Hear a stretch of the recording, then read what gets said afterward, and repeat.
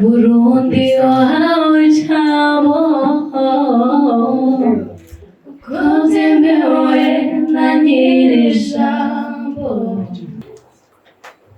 Mwami Yesu, ndabakweretse ndabashize mu biganza byawe.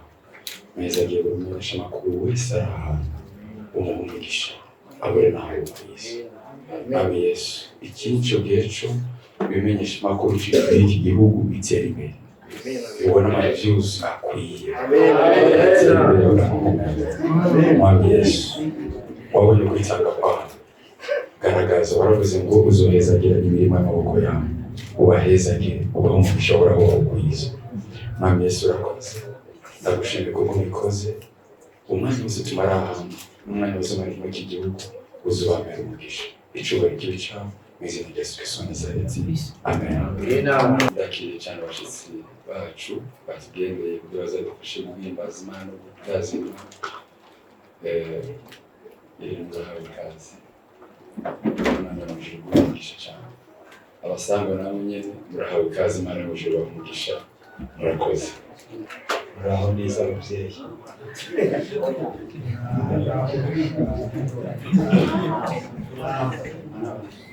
Turanezerewe kuba turi hano ubwa mbere, yaba njyewe cyangwa se abahanzi Burera. Tugeze hano mu gihugu cyiza kandi kuba ndi imbere y'abantu umwe ku ruhande biranezeza cyane. Niyo abandi bakuru bagisha baririmbyi kazi.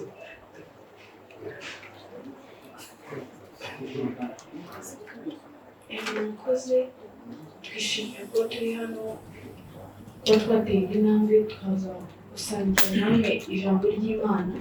Ni byiza ko tubukwirakwiza ku isi hose ubutumwa bw'Imana. Twishimiye kubana namwe kandi turabizi ko tuzagera igihe cyiza. Murakoze. Yesu ashimwe. Twishimiye kubana namwe.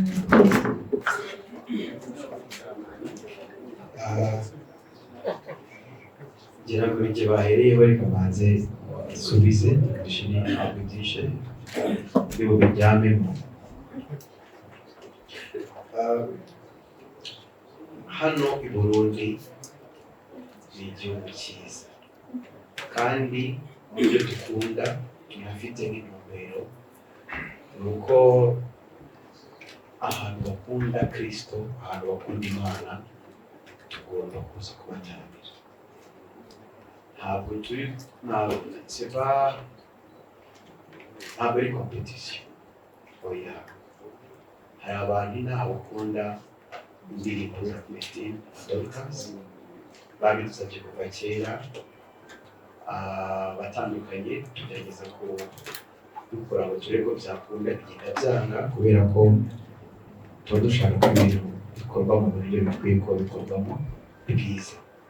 Rero ibyagiye byanga si uko twangaga nkana, ni uko twabonaga ko nyine imitegurire itari kujyana n'ibyo dushaka kugira ngo dukore ibikorwa dukunda gukora.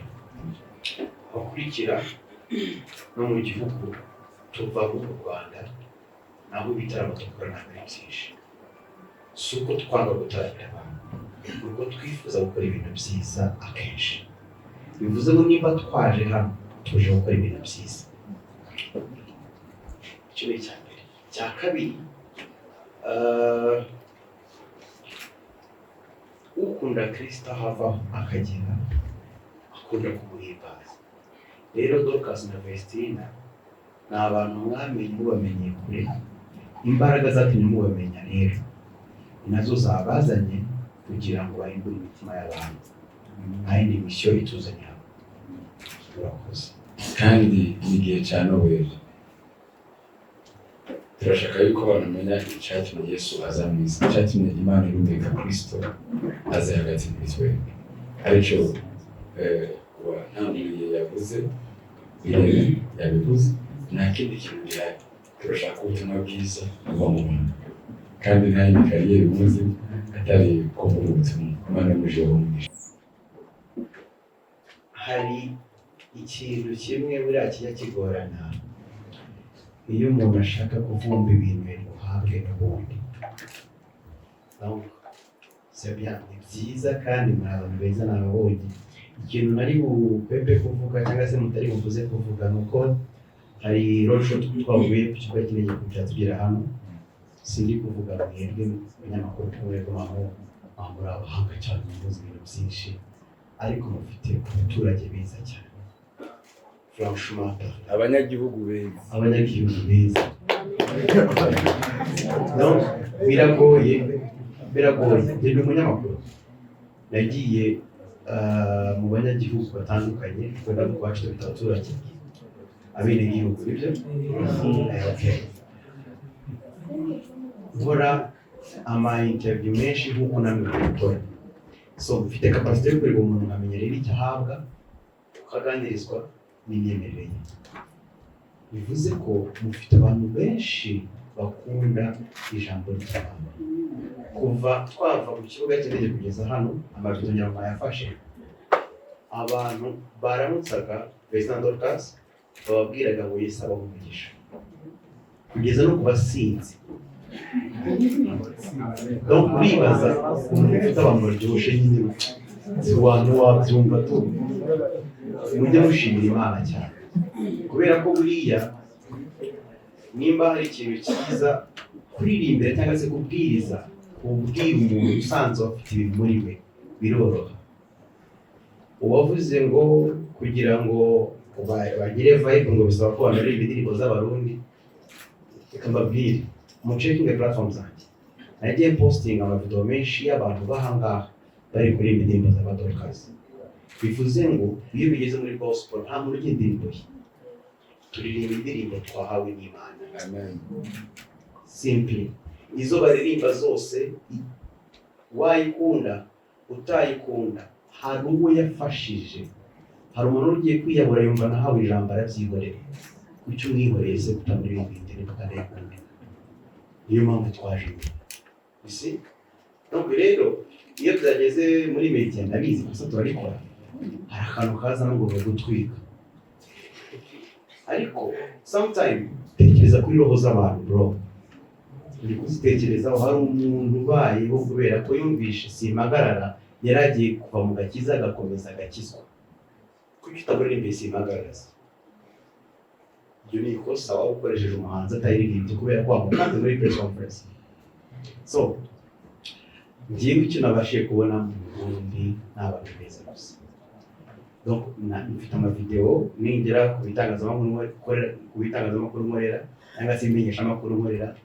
Of course bavuge ko Burundi bakunda Imana, mvuge ko ari abantu bakira abantu neza. Iminota hano kintu ntabwo kwakira abantu neza bivuze ko bakabirira. Turaza no kurya kandi ndashonje ko ariko donc nibwo tugira rumwe. Umure mu maso yishimye, aramubonye, abonye wa mwana yakunze ari mutoya agatuma akizwa. Uwo mukecuru ni namuha ibyo yashatse, umumenyesha amakuru azagurisha amakosa. Reka tureke Imana ikora umurimo wayo. Nabuze uyu mukobwa abacekinga neza bazikora kuri channel yanjye, naramuganirije. Nari muzi? Ntabwo nari muzi. Yarandirimbiye kuri WhatsApp, arambwira ni Umurundi kazi, ni mu Rwanda, wambabariye ukamitelefona. Byonyine gusa. Bivuze ngo twe turazamura ibendera ry'Uwiteka, ntabwo tuzamura iry'ubuhanga. We are simply focusing on Christ. Ibindi ntabwo tubizi. Sibyo? Ureke duhimbaza Imana, niyo yonyine ishobora kuduhimba ibintu byose. Hari uwabajije Jean Paul nawe kamusubiza. Niba ukumbaza inkweto. Nambaza uti kuki mwambaye inkweto? Bitegereje ko bite? Reka tuvuge Kristo. Igitaramo n'isezerano kuvuga tuzotangura saa 10. Ngenda ndabibutsa yuko ibiteramo ngira muramaze kubibona bya gospel kenshi bitangura ku mwanya, ibi n'abandi bantu bahari kugira ngo babakire mwisange bonyene. Tuzotangura ku mwanya ni saa 10 z'umuhingamo hano nyine muri kino kibanza. Nimwagenda murabona aho bariko barubaka neza na neza muri jardin, kugira ngo niba ari ama-enseri bashiremo nayo nyene abantu babone ko ibikorwa byatanguye. Ego, hanyuma amatike gushika n'ubu aracagurirwa ngaha nyene kuri kino kibanza, hariko amanimero muraza kubibona ngaho ku information. Hanyuma ku munsi w'igiteramo naho nyene azoba hari ku muryango ku bwinjiriro bw'ino hoteli. Abazoba batashoboye cyangwa batamusakaye ko kuyagura muri iyi minsi ya mbere bazoshoboye kuyagurira. Burundi wahawe ijambo ko byemewe na nyir'ijambo.